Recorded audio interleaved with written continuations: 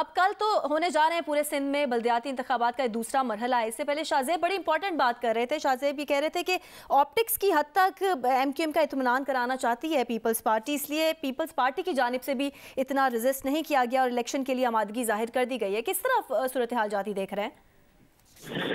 देखिए, एमक्यूएम ने दो बड़ी अपॉर्चुनिटी अपने आप को वापस लाने की मिस की हैं। एक तो ये कि वो 4 साल तक बल्दिया में उनका आखिरी मेयर रहे वसीम अख्तर साहब, उस दौरान उनकी कारकर्दगी खातिर खा नहीं रही और उनके अगर आप उस वक्त के बयान देखें तो सिवाय इसके कि हमारे पास इख्तियारात नहीं, इसके अलावा कुछ नजर नहीं आता।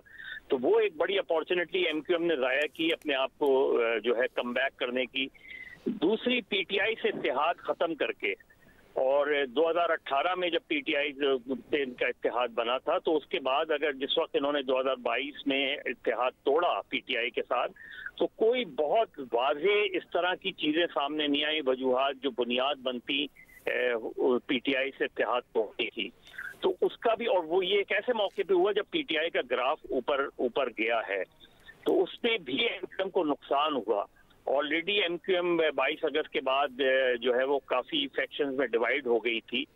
तो उसके बाद जब भी पीपल्स पार्टी के साथ और वफाकी हुकूमत के साथ उन्होंने इत्तेहाद किया, तो वो इत्तेहाद की बुनियाद यही थी। और पीपल्स पार्टी से जब भी एमक्यूएम इत्तेहाद करती है तो एमक्यूएम के अंदर के सर्कल्स में इसको बहुत वेलकम नहीं किया जाता, क्योंकि एक उनका पुराना तनाज़ा पीपल्स पार्टी से चलता आ रहा है। लेकिन उसके बावजूद पीपल्स पार्टी से इत्तेहाद किया, लेकिन सूबाई हुकूमत में शिरकत नहीं की उन्होंने। उनकी 2-3 जो भी मुतालबात थे उसमें एक गवर्नर का था, गवर्नर के मुतालबे में नसरीन जलील साहिबा का मसला अटक गया। फिर बाद में एडमिनिस्ट्रेटर का मसला था, उसमें एमक्यूएम से नाम मांगे गए लेकिन उसमें भी ताखीर हुई।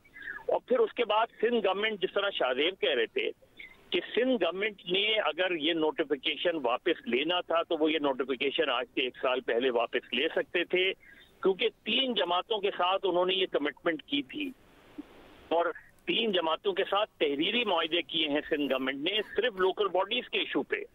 एक पीएसपी के साथ किया, जमात इस्लामी के साथ किया और फिर एमक्यूएम के साथ किया। और उसके बाद आखिर में जाके जब ये सिचुएशन खड़ी हो गई तो उस वक्त उन्होंने ये नोटिफिकेशन वापस लिया जब इलेक्शन में बिल्कुल चंद दिन रह गए थे। तो जो भी पीपल्स पार्टी ने किया उसका नुकसान जो है एमक्यूएम को तो पहुंचा ही। एमक्यूएम ने अपने तौर पे भी जो उनकी कारकर्दगी थी, उनके फैक्शंस भी थे, इतने ज्यादा फैक्शंस थे। तो एमक्यूएम के लिए तो इस वक्त अब वाहिद चारा यही रह गया है कि अगर वो आज ये फैसला करते हैं कि हम कौमी असेंबली इस्तीफा दे दें या वफाकी हुकूमत से बाहर आ जाएं, तो वफाकी हुकूमत से बाहर आने की सूरत में भी और इंडिपेंडेंट बेंच में बैठने का भी फैसला कर सकते हैं। हर 2 सूरतों में सदर जो है वो वजीर आजम से कह सकते हैं इत्मीनान का वोट लेने के, और एक मजीद जो पॉलिटिकल क्राइसिस है वो मजीद डीपन हो जाएगा।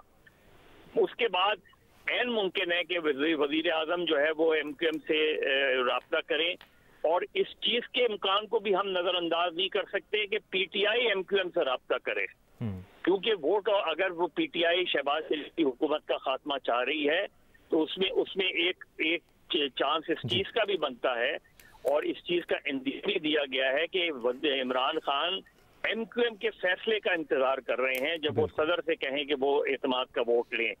तो अगर सियासत में चूंकि कोई भी चीज नामुमकिन नहीं है तो इस चीज का भी इम्कान आप नजरअंदाज नहीं कर सकते जो सिचुएशन डेवलप हो रही है। बिल्कुल कि ऐसी सूरत में ऐन मुमकिन है कि पीटीआई और एमक्यूएम के राब्ते दोबारा बहाल हो जाएं, चाहे वो लोकल बॉडीज के इलेक्शन के बाद ही हो।